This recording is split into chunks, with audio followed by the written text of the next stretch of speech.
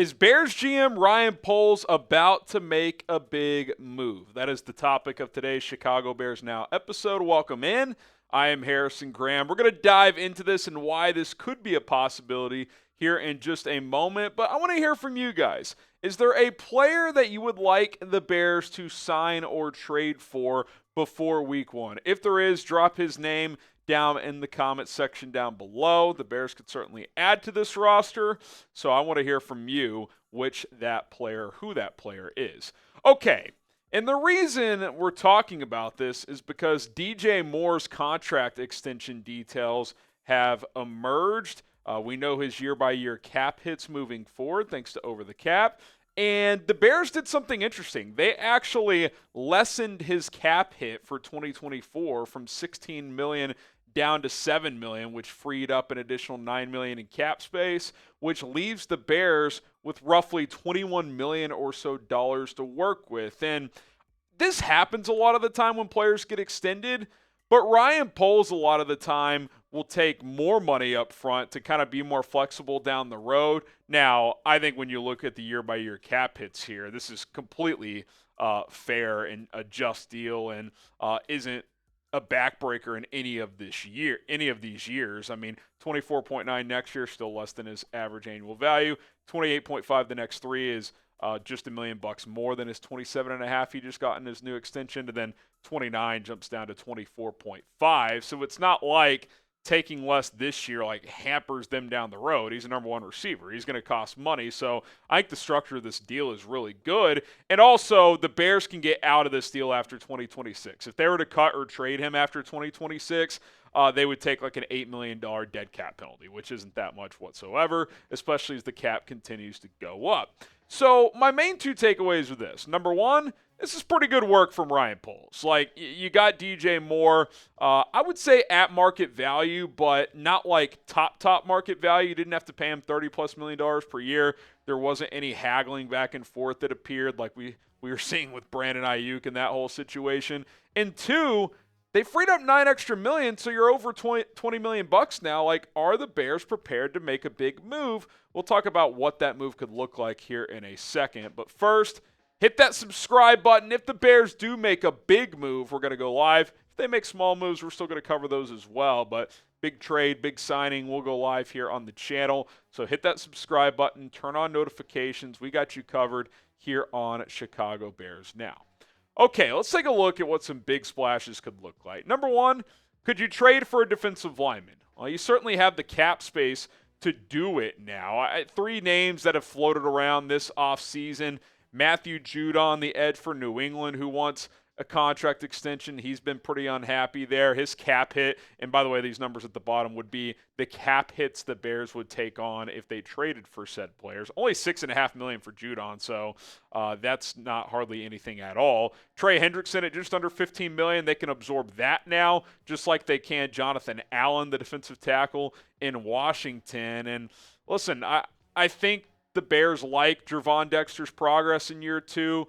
I think DeMarcus Walker is a fine player, but if you added one more elite player to this defensive line to pair with Montez Sweat, those other guys can kind of just be role players, right? They don't have to be more than you need them to be. I still think the Bears at least could use one more high-level player on that defensive line, and you feel like if they got one more player on that D-line, and this defense truly is one of the best 3 or 4 units in the NFL. I think it's already for sure a top 10 unit, could push for top 5. You get another guy that can get after the quarterback, like there's no weaknesses. Like you're loaded 1 through 11. So we'll see if they do that. They certainly have the flexibility to do so if they want to pursue a trade of that caliber.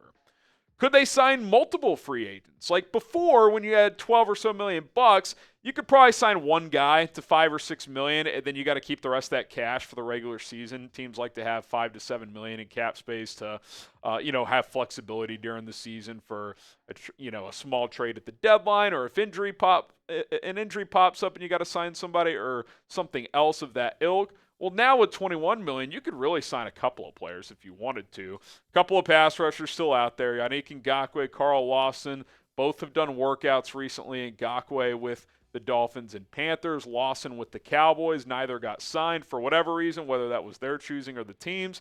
David Bakhtiari's out there. I know we've talked a lot about the interior, but with Connor Williams off the market, I don't think there's an interior offensive lineman that really stands out. But Darnell Wright's been in and out of practice. So is Braxton Jones. Maybe bringing in a guy like Bakhtiari for competition or in depth, if nothing else, certainly couldn't hurt. And it just makes you wonder, could the Bears make moves to beef up both the offensive and defensive line? Just signing one like Carl Lawson, I wouldn't call that a significant move. But if you signed him and a lineman, or if you signed Ngakoue and an offensive lineman, that would feel somewhat significant at this point in the offseason. And keep this in mind, too. Another benefit of freeing up this extra money. Guys are going to get cut. There will be some surprise cuts between now and week 1. And when you have extra money laying around, you might be willing to put in a waiver claim like they did a couple of years ago for Alex Leatherwood, which cost $5 or $6 million. That obviously didn't work out. He didn't stay here long term. But you can take that swing if you want to on a former high draft pick if someone gets cut, or a significant player that could get cut from another team. So you've got flexibility, and it appears somewhat intentional the way they structured the contract for this year, that they at least want the option to be able to take a swing if the right opportunity shows up. A couple more things that the Bears could do with this additional cap space, but first, do want to tell you about our sponsor. That is Game Time. Speaking of looking for the best deal available, Game Time is going to have you do that. The best ticketing app that is out there, and our sponsor here at Bears Now. Listen, you want to go check out the Cubs, the White Sox, some Bears preseason football. Get your tickets right now with Game Time. We got a deal for you. Use promo code ChatSports after you download the Game Time app and create an account, and get $20 off your first purchase only. Terms do apply there, but plenty of stuff to do if you're in the greater Chicago area. Concerts, baseball action, obviously Bears preseason around the corner. You got the Bulls and Blackhawks in a couple of months as well. If you don't live in Chicago, chances are where you do live, there's going to be stuff to do, and you got to get your tickets online. So check it out today. I use Game Time all the time, and I'm kind of a last-minute guy. I like waking up and just being like, yeah, you know what? I'm going to go to a concert tonight. And Game Time usually has the best deals available. Last-minute tickets, lowest price guaranteed. That is their mantra. Check it out. Code ChatSports once you create an account. First purchase only, get you $20 off. You will not be let down with Game Time. Link in the comments and in the description to go download the app today.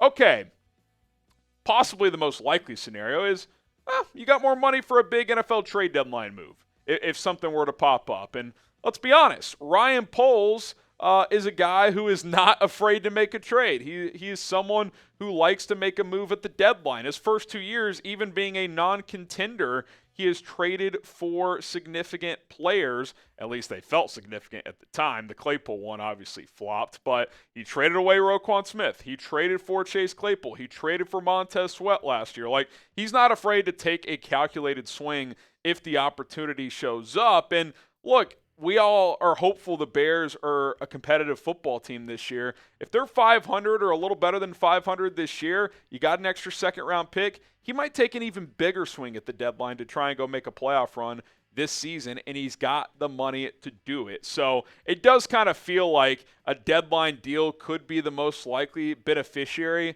of this contract structure of DJ Moore and to free up this extra cap space, but it's certainly a significant number with $9 extra million.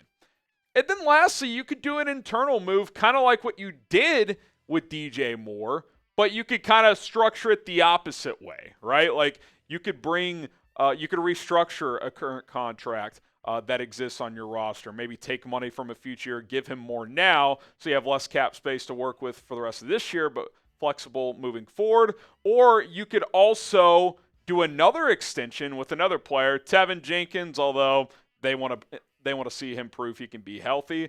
But I'll give you an example that I think could be out there. Keenan Allen the other day said he could absolutely see himself extending and staying here long term. Well, what if you give him a 1-year extension, give him more money up front this year, raise his cap hit for this year, and then next year and the year after, if it's a 2-year extension, smaller, more flexible number. So you can kind of do the opposite of the DJ deal, right? Like, we're all confident DJ is going to be here for 3, 4, 5 years to come. He's still young.